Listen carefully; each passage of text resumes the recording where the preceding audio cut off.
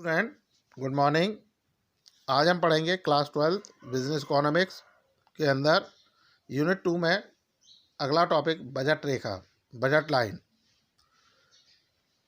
ये जो क्वेश्चन है बोर्ड परीक्षा के लिहाज से बहुत इंपॉर्टेंट क्वेश्चन है और लास्ट ईयर भी इससे रिलेटेड क्वेश्चन पेपर में पूछे गए हैं और इस साल भी इसके पूछे जाने की संभावना है। तो इससे संबंधित आप जो भी प्रश्न जो भी डिटेल मैं आपको समझा रहा हूँ, आप उसे अच्छे से समझें, सुनें, अंत तक वीडियो को देखें ताकि आपको ये पूरा बजट रेखा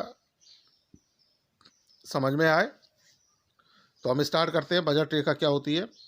बजट रेखा दो वस्तुओं के उन सभी संयोगों को दर्शाती है जिसको उपभोक्ता अपनी आय और बाजार कीमतों पर खरीद सकता है। अर्थात उपभोक्ता दी गई आय तथा कीमतों से संयोगों को इस प्रकार खरीदे कि वस्तुओं के संयोगों की लागत एक उपभोक्ता की मौद्रिक आय के बराबर हो। यानी बजट रेखा ऐसी रेखा है जो ऐसे संयोगों को दर्शाते हैं या उन सभी संयोगों को दर्शाती है जिससे उपभोक्ता की आय और बाजार कीमतों पर उपभोक्ता अपनी सीमित आय से उन वस्तुओं को बाजार में जो कीमत दी गई है उस पर खरीदकर पूर्णतः संतुष्टि प्राप्त करे।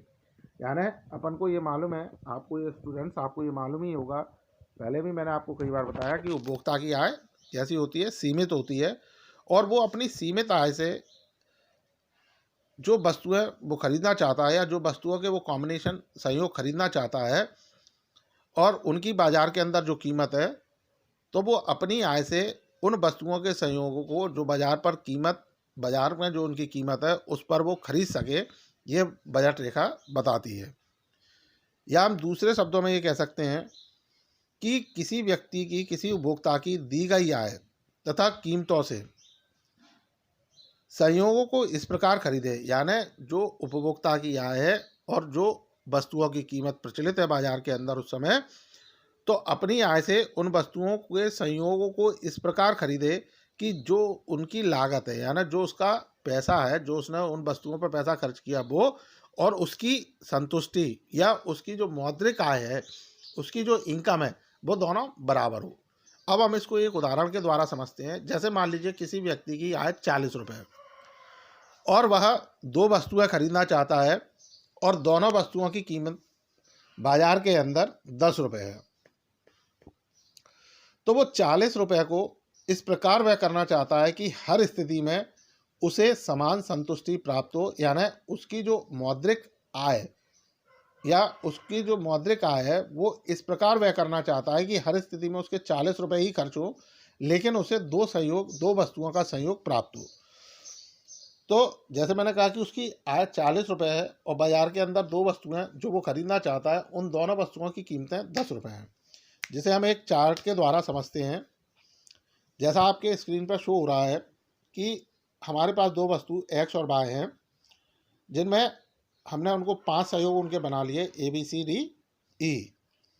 तो पहली स्थिति में अगर वो 4 वस्तुएं एक्स वस्तु की 4 मात्रा और वाई वस्तु की 0 मात्रा खरीदता है तो अभी उसे 40 रुपये खर्च करने पड़ेंगे, क्योंकि दोनों वस्तुओं की कीमत कितनी है? 40 रुपये, 10 रुपये है।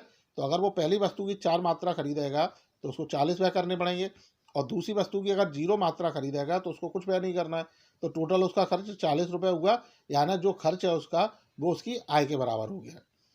इसी तरह दूसरी स्थिति में अगर हम जाते हैं तो वहाँ वो पहली वस्तु की 3 मात्रा और दूसरी वस्तु की 1 मात्रा खरीदता है, यानी उसका जो खर्च हुआ पहली वस्तु पर 30 रुपये और दूसरी वस्तु पर 10 रुपये, तो कुल मिलाकर उसने कितने रुपये खर्च किए? 40 रुपये, जो उसकी आय के बराबर है। इसी तरह तीसरी स्थिति में अगर हम जाते हैं तो वो दो वस्तुएं, पहले वस्तु की 2 मात्रा, दूसरी वस्तु की 2 मात्रा, यानी टोटल 4 वस्तुएं खरीदता है और दोनों वस्तुओं की कीमत 10 रुपये है, तो टोटल वो 40 रुपये खर्च करेगा, जो उसकी आय के बराबर है।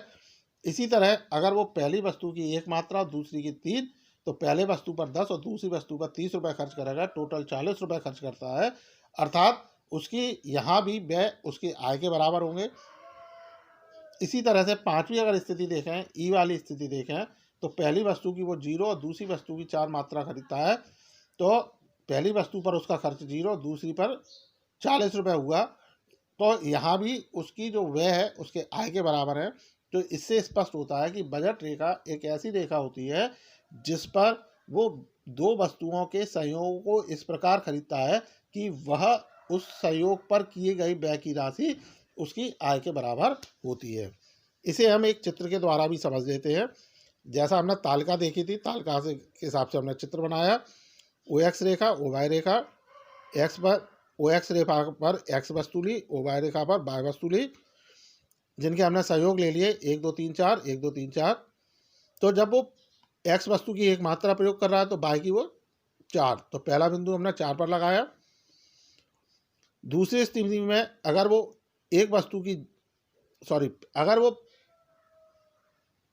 एक्स वस्तु की 0 मात्रा यूज करता है, जब वो एक्स वस्तु की 4 मात्रा यूज करता है तो वाई की वो 0 मात्रा यूज करेगा।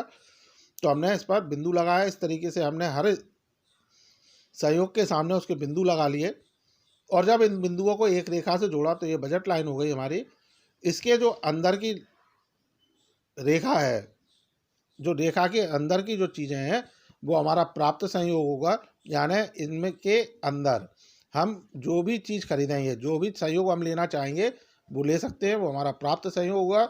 और इसके बाहर, रेखा के बाहर जो हमारा क्षेत्र है वो हमारा अप्राप्त संयोग होगा, क्योंकि हमारे पास इतनी आय नहीं होगी कि हम इन वस्तुओं के लाइन के बाहर वाले किसी भी संयोग को खरीद सकें।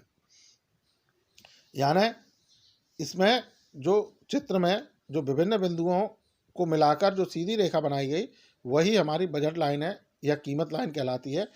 इसको हम बजट लाइन, बजट रेखा, बजट पंक्ति अथवा कीमत रेखा के नाम से भी जानते हैं। और इसका सूत्र है m = px × qx + py × qy।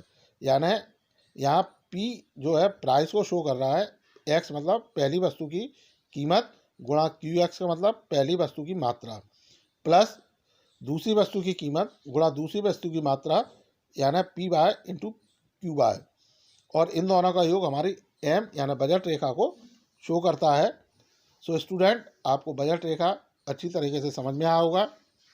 इनसे संबंधित डाउट्स या क्वेरीज के लिए आप मुझसे संपर्क करें। So thank you.